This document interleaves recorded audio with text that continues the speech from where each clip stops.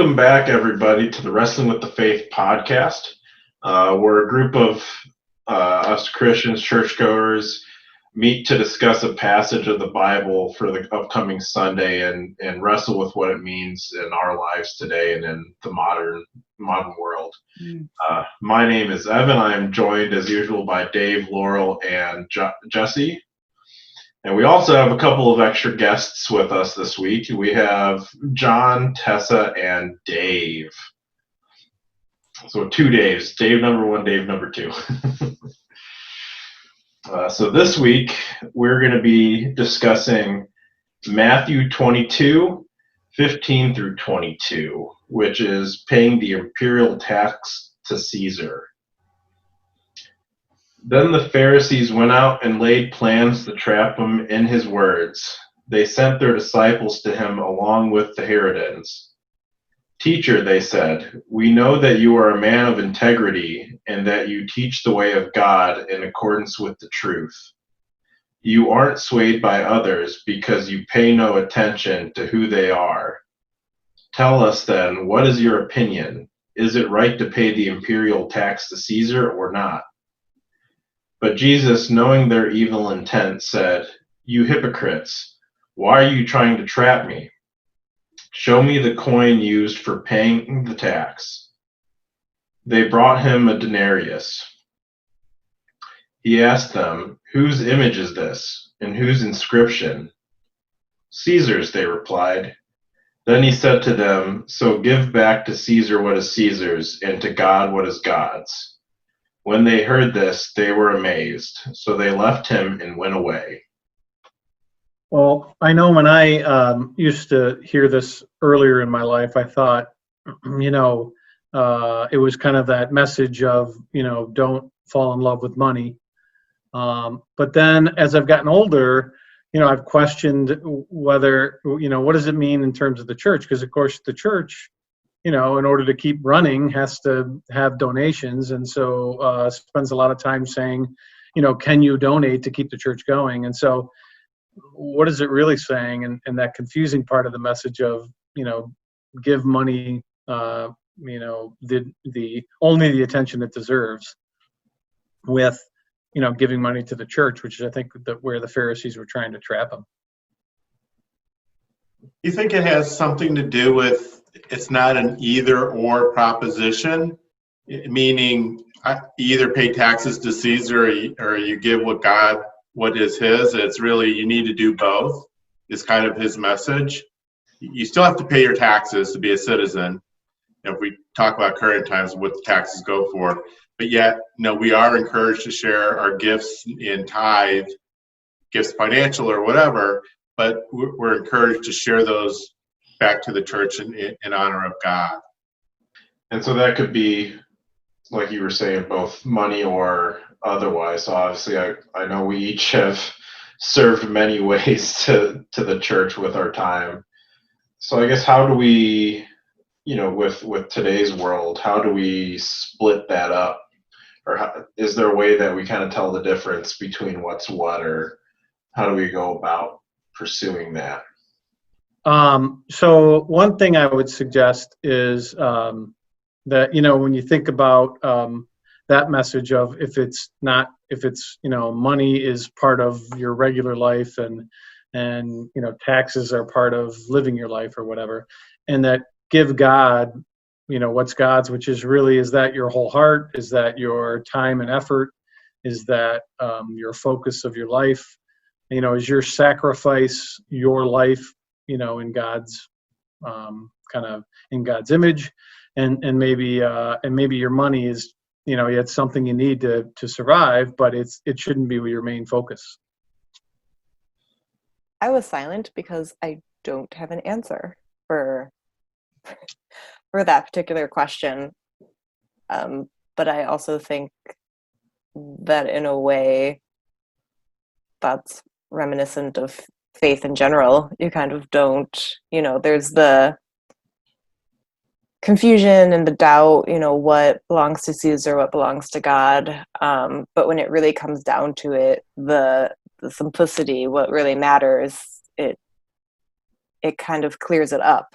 So yes, I pay my income tax and pay my taxes, and I trust, that will be used by the government to help support populations that need it, the running of the government, and the policies that I vote for by voting for my representatives. But at the same time, I also trust, when it comes down to it, that I I know what belongs to God, and I know what belongs to me, and I know at what point it becomes fundamentally, I guess, a matter of faith versus a matter of government. Um, and living here in DC, I kind of see a lot of that. I see a lot of people who not struggle with that question, but just have really leaned into their work and advocacy in the public sector, but also leaned into their faith and where they come from. And it's this idea of, specifically with the interfaith community, we have these shared values that we can work on to build a better life for many people, no matter what faith you come from. And so sometimes it's less about trying to categorize things or trying to assign a specific place for them, when you kind of just have to be guided by faith and knowing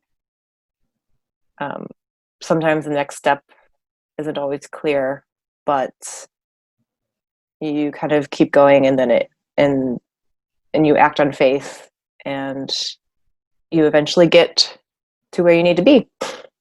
I guess kind of going back to and separating kind of between what's what. Jesus is saying, look at the inscription or look at the image, in returning to Caesar what Caesar's. Okay, well, that's the money, that's the material thing, because we have all the various figures from American history on our different forms of money. But then when you kind of think of what's God's is, you're saying like our lives, our skills that we have, all of that was given to us by God, because we all have, differing skills. We're all good at different things. And being able to take that and, whether that's going back to the church. So like, I know obviously both Daves have served on council and have spent many hours there. I mean, you have, Jesse's helped out on like soundboard or ushering or doing some other things around the church. I've helped out with Jonathan, and I have helped out with the band. I mean, Tess, you're, if anything, definitely in that with being in DC and being able to work more directly on that side of things with the legislator. And so it's being able to find that skill, being able to have the time to find what your skill is, and is it applying directly to the church or the church community that you're in, versus taking that skill out and kind of seeing if you can use that skill to show God's love for everybody out in the greater community. So are there ways that we can do that in the greater community to help everybody else around us, help our fellow man? Like what are some ways that we can start applying our various skills to help people out? So, one of the thoughts and the discussions that have been going on with council, our church council, has been, as a church in an affluent community, what are we doing to respond to, Black Lives Matter? And it's not just Black Lives Matter, right? It's the whole social justice, the quality of how people are treated, and, what are we doing to really kind of being a beacon of hope, or at least being out there and guiding things. And, as reminded very quickly, our church does a lot of things in the community, right? And it's It's, Habitat for Humanity, it's the men's shelter, it's supporting Lutheran Metropolitan Ministries, which do a bunch of different things. It's Omni, we're out there, and it's really, but it continues to, so that's supporting kind of, in my mind at least, a little bit responding to some of those issues that are kind of the result of things that are going on in society. But what are we doing really to get to the root cause and potentially have an impact and make a difference? And Tuss in the hotbed of an area that obviously can have a lot of impact in those areas. But even us individually, or even collectively as a group, what are the things that we could be doing to have, not just responding to Omni and those other activities, which are fabulous that we're doing that, but what are other things that we could be doing in using our gifts that God, to Evan's point, what are the things that God has given us to do, and how could we be leveraging those to support others? Yeah, and I think that's a good point, and I think it's just something, when you guys are talking about that, I think it's something that we kind of should do all the time in our whole lives, constantly be thinking about what we can do, what we're good at, what we can do to help, kind of keeping our eyes open to seeing where the needs are at the time. And it's not a one-time thing. I think it's an ongoing process in your life. I think sometimes it's easier to give money, right? To give the thing with Caesar's head on it. Mm-hmm. In some cases, it's easier. And then, I gave money to it, and now I don't have to give my time. So, some of it is also what's most precious to you, right? Some folks have money to give, but they don't have that much time to give. And so they give money, and that's a great thing and all. But the question is, what are you giving from your heart? In other words, is it something you can really give that means something to you, as opposed to donating money to something that maybe you have money, but you really haven't donated your heart to it yet. And other people who don't have as much money may, again, spend time doing something, and it could have more value than that money. But again, it's are you giving your heart to it? And I think that's kind of the message I'm hearing from this verse, is that it's about giving your heart to God. And yeah, the money is one thing, and giving money, and money is part of the world, if you will. But giving your heart, and whether that means financially or whether that means your time, really depends on how much you can give of both. So it kind of goes hand in hand, and this is going to demonstrate my lack of knowledge of the Bible. I'm sure one of you will be able to spot out which verse it is, but the story where the poor woman gives her last money, basically, and Jesus said she has truly given more than those who have given more money but less of their wealth, if you will. It's that same story, right? And it's once you start to give from your heart, that's when it becomes meaningful. That's when it becomes, and really can be impactful, not only on you but on the people around you. Yeah, I was actually just talking about advocacy within my physical therapy program, and how we can do more to support healthcare reform. Now that's a big topic, especially because of COVID-19 and everything that's shed light on it. And so I do struggle sometimes with how much I can do right now as a student to advocate maybe towards reform for my senator, local representatives. I was just talking to my mom and dad about that, how to reach out to them during this the next month or two for voting, and how to say what I want or what I think I believe within my heart should change. But it's hard to actually take time to do that, and really I guess know how to do that without being using, I guess, basically using my position in the physical therapy program I'm in to say I know a little bit about this, I'm learning about it, so that maybe that will help actually not just be another voice saying it to them, so they're not they're actually maybe trusting and could actually change their mind a little bit about it. I would encourage you, Jonathan, to share your voice, even if it's to drop an email or a letter to your congressman, as you've said. I think, people tend to hesitate because they don't value or respect their voice, that it's going to have an impact. And I think, if you're thinking that, how many other people are thinking that? So, you can't rely on others. You really need to step forward and say something. And, there's the old adage, you much rather, go through life and not regret not having done something that you could have done, right? So Yeah. you could have your say, it may or may not have an impact, but certainly not saying anything is not going to have an impact. At least not the impact you want. So look at it from that matter. Every little bit helps. And it's a great way to start to share your voice and maybe encourage others to do the same.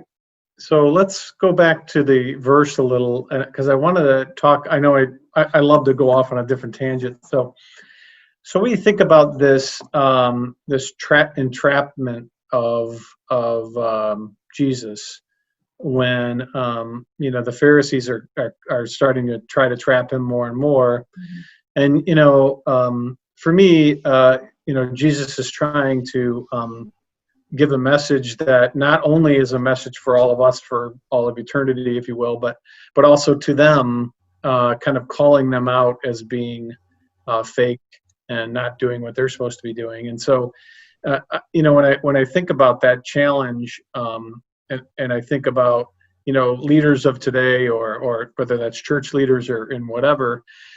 Usually we all think we've got to figure it out, right? And so then we think, well, this is the way we should do something. And we kind of challenge people who think differently than us in less than a good way, right? In less than a way that we can have a dialogue, and a more of, I'm right and you're wrong, which is clearly what the Pharisees are doing here. They're trying to trap him into saying something that would be against the Torah. And so, and he somehow finds a way every time to kind of not only not break the Torah, if you will, but also to kind of show them that they're completely misreading and that they should really be changing their hearts. And so, for me, that was also very, very telling in this idea of, he could split something like that and talk about money in one way and giving your heart to God. So anyway, I just think, that this whole section, we read something a couple of weeks ago, the last time we did one, and again, it was challenging and talking about authority and that challenging of Jesus by the Pharisees. So going back to the passage that we read, the one comment that's kind of in some manner struck out to me, and I'm not sure why, is when at the very end, when he says the Pharisees were amazed and went away. What were they so amazed by? That may sound like a dumb question, but it just kind of, that nothing is written, just they don't throw an adjective like that in for no reason, right? So what was really the purpose, the intent of including that? Was it they thought they had him? This time they really had him, and he somehow found a way to make them look foolish again? Could be. Maybe a possible change of heart, or a little bit. Yeah, I've often wondered, when he does that, how many of them actually walk away going, wait a minute now, this is another time where he seems to be right. I wonder if any of them, or how many of them, kind of thought that way.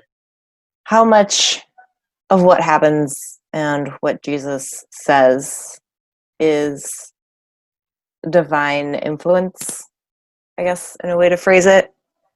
Because I just think about how many times I see people, faith-based advocates on opposing sides of an issue, quoting the same verses to each other from the Bible.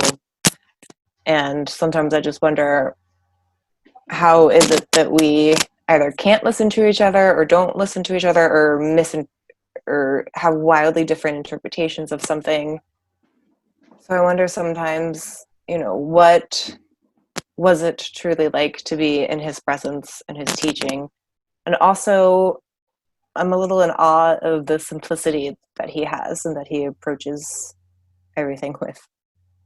Um, you know, Somebody asks me something and I'm trying to think of a 5 point, argument or counter argument to really convince them. I think, okay, I think I've really got it this time. And Jesus, does it in a sentence. Sometimes it really, at least for me, emphasizes that we are all humans trying to navigate this earth as humans, as imperfect beings. And I don't really have a point with that, but just kind of the awe and amazement of hearing something clearly and being in that presence. Tessa, I think that was good points and a good, interesting thoughts. I agree. I think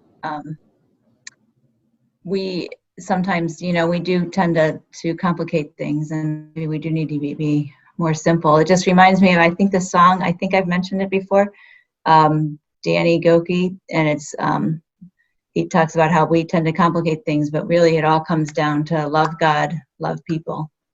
Yeah, that, and even, kind of talking about how you get so many different interpretations of maybe the same passage makes me think of what we've talked about before on, you talk about, I think in one of the previous episodes we talked about if you have differing opinions, how do you figure out who's right? And the fact that there are so many different, denominations within that, there's been so many splits within the church based on interpretation, and thinking of simplicity, trying to keep things simple is, I know I've mentioned, and when talking with other people too, is if you come across something that either you have differing opinions on with someone else, or if it's something maybe you struggle to understand, and trying to simplify it, is I always try to simplify it back down to,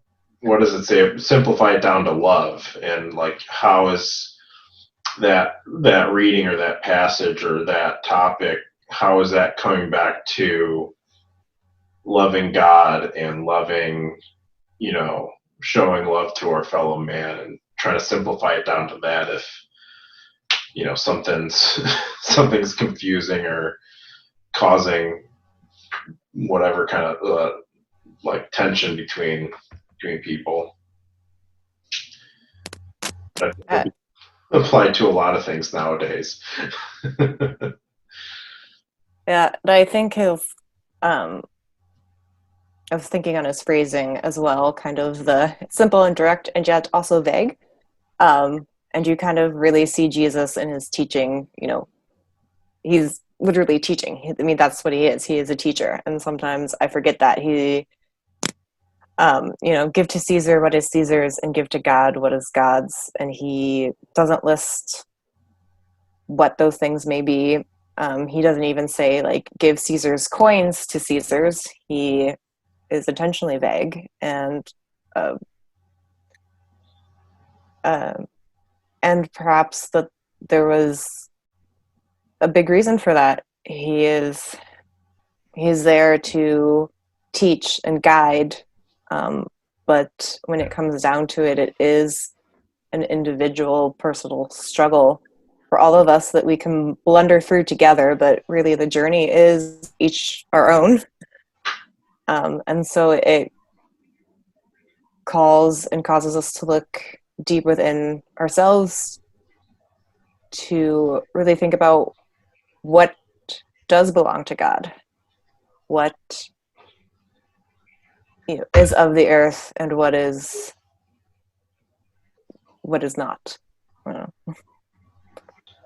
Yeah, and I guess my comment response to that, great points, is that simplicity in his teaching, I think, is what's helped keep the Bible relevant, for all of these years. I mean, the scenarios may change, but yet it's still a very relevant discussion I mean, look at us. We're doing it tonight. You know, it's still a very relevant discussion. And you know, if we were to get more complex in it, it would make that, it may not be, that Bible book may not be as relevant, that passage, because the more details you add to it, then, you know, it starts to really kind of box it into that time frame. Whereas now, you know, 2,000 years later, here we are, we're talking about it and still wrestling with it. So I kind of had to, I'm not too good with the biblical stuff and everything like that. So I kind of went off into Google and typed in like a kid's format of this Bible verse and everything. And it kind of helped me out a little bit trying to understand, because it broke it down into kind of today's times of like teams, sports teams. So you got the Pharisees on one team, and then you got the other team on the other side. And so if you bring it into today's world, you pick your team. So I love the Cleveland Browns. So, all right, I'm going to rock my Browns gear. Maybe Evan cheers for the Carolina Panthers. He wears his gear, his colors and everything like that. But does that mean that we both cheer for our own separate teams, but does that mean when my team's playing another team, I have to boo that team? A little, kind of. So I have to then hate on Evan's team when we're playing against each other? Or is there a way, I'm kind of starting to think about it, so fantasy sports, fantasy football, you go in, you draft players and stuff like that, is that kind of a way to break people's hatred towards certain teams and everything, where I picked a player from that team, so now I'm going to kind of root for that team so that that guy scores points on for my team in fantasy? So I don't know. I kind of saw it a little, like once I looked that up and saw that, I was like, okay, I kind of get it a little bit better now, where you break them into different team-wise and everything, and you can't just hate on a team for no reason. You got to be in the middle. As long as it's not black and yellow, I think we're fine. Right. So are you saying, Jesse, that it's more of, it's, you know, when he says give Caesar what is his, it's not you know, a zero-sum game. It's not you have to be unhappy with money, but it's that God wants more than that. He wants your love. He wants your whole heart, as opposed to, and it doesn't mean that your money's bad or good or either way. It just means that he wants your whole heart. So there's a really good story that Rob Bell does on the thing about flowers, and he talks a little bit about, you know, if I go home and grab flowers for my wife and I stop by and get them and I bring them home, and I say, here, I got you some flowers. She says, oh, they're lovely. Oh, well, they were on sale. You know, that means a lot less than, oh, I went to the flower store and I picked out certain flowers because that's actually the flowers that I know, you know, Laurel loves. And so this is the other piece. And I know she loves baby's breath or whatever. And I put all that together and spend time and come home and give her flowers. That I'm not really just giving her flowers, I'm giving her my love, right? This is the idea of it. And as opposed to, yeah, they were on sale, so I picked them up and then dropped them off. And so again, it's this, it's about giving all of yourself, as opposed to just maybe the money you have or the, you know, or something that's more trivial.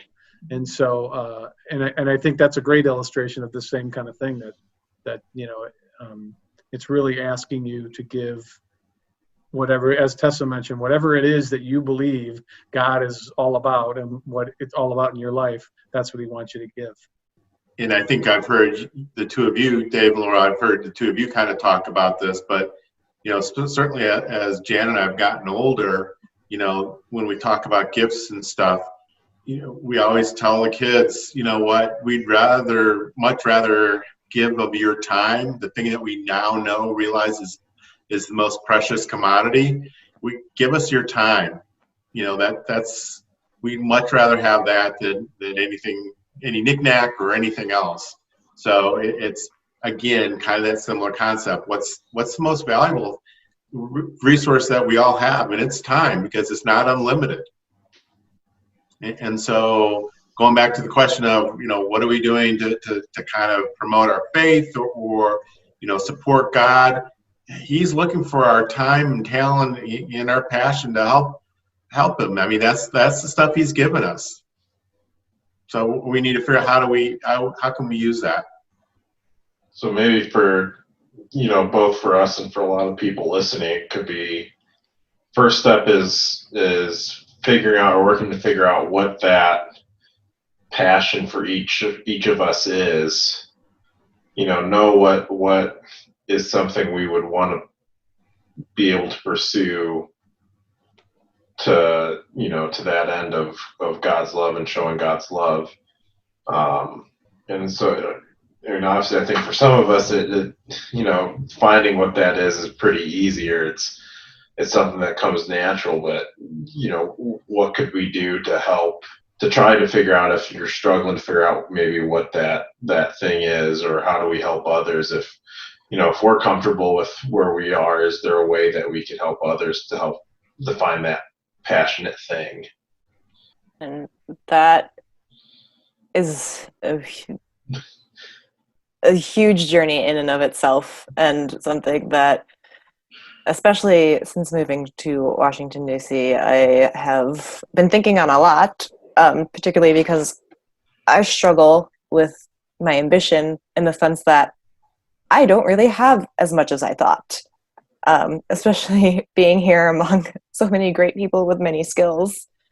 And so I've just kind of been thinking about my own gifts, and I feel that I was primed kind of from a young age to believe, I don't want to be overly pessimistic, but that I'm going to go out and do great things, and that I'm very smart, and that they can, people can expect to see X, Y, and Z, and look forward to seeing what you're going to do, when you go to college and graduate. And I have been all over the place since my senior year of high school. And something that I've really been reflecting on recently, especially this renewed focus on racial justice and being in, the nation's capital while so much is happening. And something that was being spoken about a couple months ago was this idea of, in order to have these positions of power, of influence, of leadership, of teaching available to people that, normally, historically, institutionally have these barriers, there are going to be some people that have to vacate those positions and give up their power. And suddenly for lack of a better term, lack of ambition, or I should say, my waning desire to kind of live up to some of these promises that I was told that I would, commit these great things that I would do as I got older. I'm realizing that maybe my skill and my gift is in realizing that I can be a great supporter, that I can recognize my own privilege or my own standing, and know that I am strong enough in myself, or that I am on this journey, and that I understand enough about kind of what my life will be like, what I'm seeing, what the world is really like, that my gift can be being okay with stepping back, or being okay with not being that leader, or being that great figurehead that I was kind of, that either I was primed to be, or that I just egotistically thought that I would be. Growing up with the background that I had, and realizing that sometimes your gifts are not that, universe changing, obvious kind of, I'm going to change the world type of gift. Sometimes it's realizing that you can be part of the support for something greater, for something better. And so that has been my most recent journey, and it has been something that I've been thinking on a lot of. And I think, especially as everyone is at home and kind of very focused on very big questions right now, very focused on ourselves, which we should be. There's nothing wrong with that, and kind of really thinking about our places in the world, and everything's been turned on its head, and it's really given me a moment to reflect about my place and what my gift may be. And it's this idea of, I don't know, just kind of a different kind of gift that I never would have thought of before, and that it isn't always something that you can physically produce, as much as maybe it might just be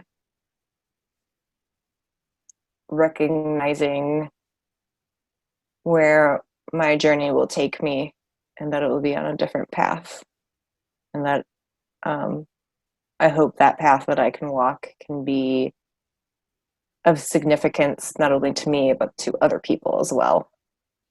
Can I take a moment and take us off topic and respond to that? So this is a message to you, Tessa, to Evan, to John, to Jesse, all other youth. Number one, life is a journey. We are all on it together. And, the goals where you're going will constantly evolve. They will change. Never, ever, ever should you self-doubt yourself. Right? Period. Don't. You guys have so many gifts that God has blessed you with, and we've been fortunate to have you share those gifts and kind of cross paths with us on our journey. We feel very blessed by that.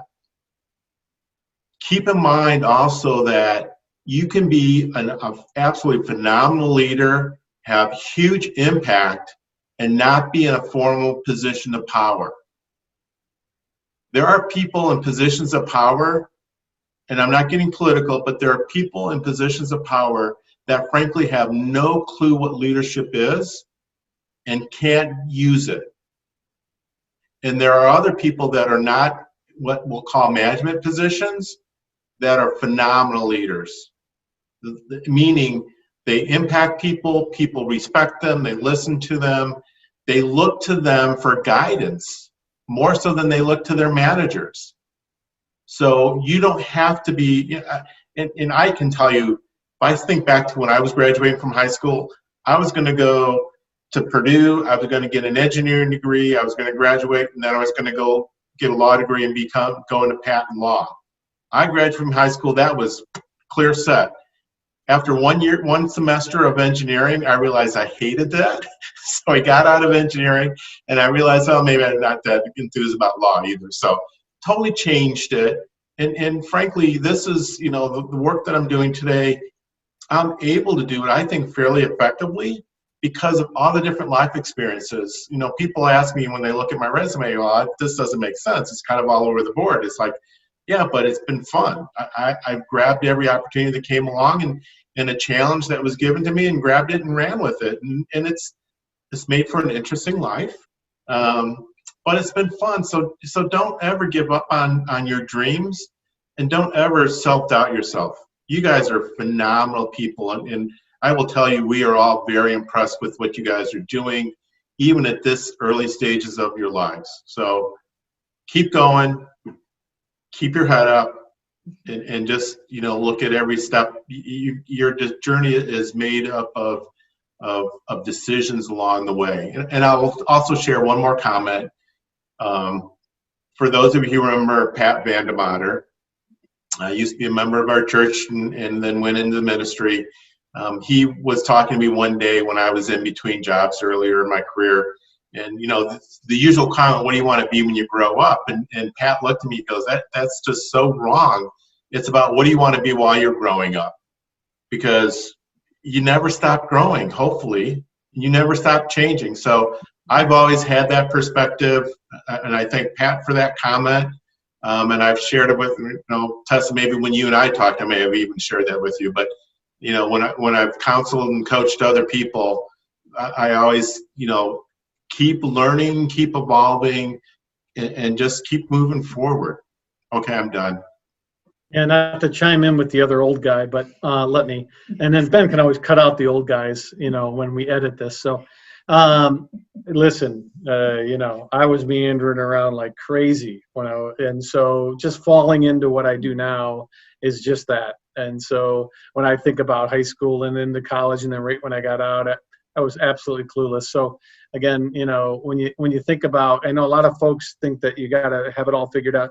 You may look at us old folks now and say, well, look where they got to, but it was a meandering journey by a long way.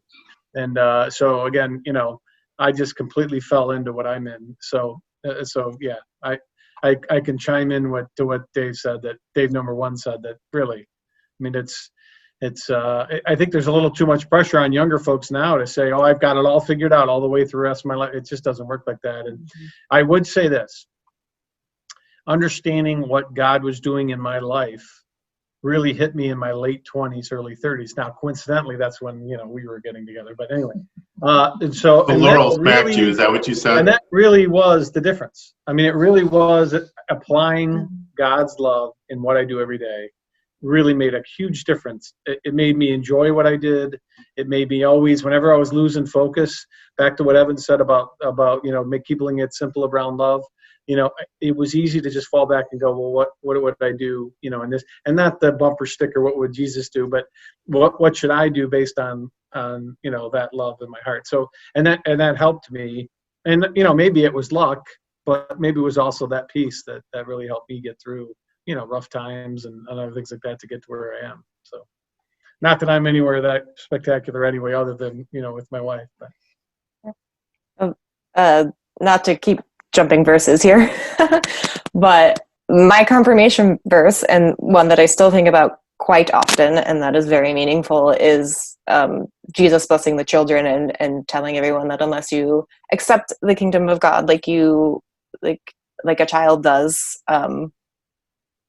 Wow, I'm really bad at paraphrasing. But you need to accept the kingdom of God as a child does, with that kind of going back to simplicity. And it's always been a very comforting verse for me. And again, I think also kind of emphasizes Jesus's role as a teacher. And so,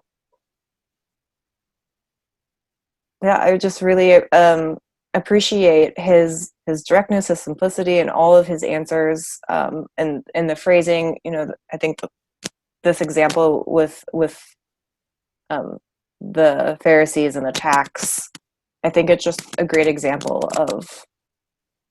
of a teaching moment, and just the way he speaks, as Dave was saying, that just is so relevant even 2,000 years later, and could very well be relevant again in another 2,000 years. And I think that is the magic of a lot of these discussions that we're still having, and the just what Jesus says, and I really appreciate that, especially kind of with the little contrast between the Old Testament, where they've all these, for like rules and everything's really kind of lined out. And then, you have Jesus come, the Savior. He's kind of, here to talk about, he talks in parables, and he, gives the commandment to love God and love your neighbors. And it's just, that contrast as well is also, I think, very important, and it just kind of shows the journey that everyone goes on and how convoluted life can be, and sometimes you just need to break it down a little bit at a time. Yeah, I think we talked in an earlier episode about God, Jesus breaking down the 10 Commandments into basically love your neighbor. And if you went through every one of those commandments, it really is just all focused on love. You would never kill someone if you love, and you never covet other things if you genuinely loved other people. And and so all of those pieces, love God and love your neighbor, was really Jesus's way to be simple and just simply say all the commandments in just those two things. So I guess maybe to close off with this is there a question or maybe a homework assignment for everybody listening and for us to ponder throughout this next week from this discussion? Maybe like I just read this recently, actually 2 days ago, but not so much worry about what you are going to do later, like as both Dave's mentioned, the journey, whatever it'll or not whatever, but the journey you'll go through later is for later. So what can you do in your current occupation or volunteer hours that you do, or anything that you are doing right now, like to spread God's love, I guess, even if it's just whatever your everyday routine is, maybe look at that and try to think of one thing. Okay, so maybe not focus on look at the now and see where you can take that out to help one another. And maybe that'll lead you to a bigger thing and a more impactful thing later on, and just concentrate, what's God asking you to do right now to show your love for him and your neighbor. And finding that thing that you're passionate about. All right, I like it. So as we go about our week, as we're going about our lives, think about what you can do in the here and now to help out your fellow man. And as you go through that journey, you'll find, whether it's early on in the first couple of steps, or at the end of a marathon or something, that you end up finding that passionate thing for each of us. That is how we can make an even bigger impact to those around us. So as you go about your week, try and think about that. Think about how we can be better human beings towards one another. And if you're watching this on YouTube, again, be sure to leave your thoughts in the comments sections down below. If you're listening to this onto one of the various audio formats, you can find us through social media with Prince of Peace Lutheran Church in Westlake, Ohio, and give us a shout. Give us what your thoughts are on what we've been talking about today, and go be good.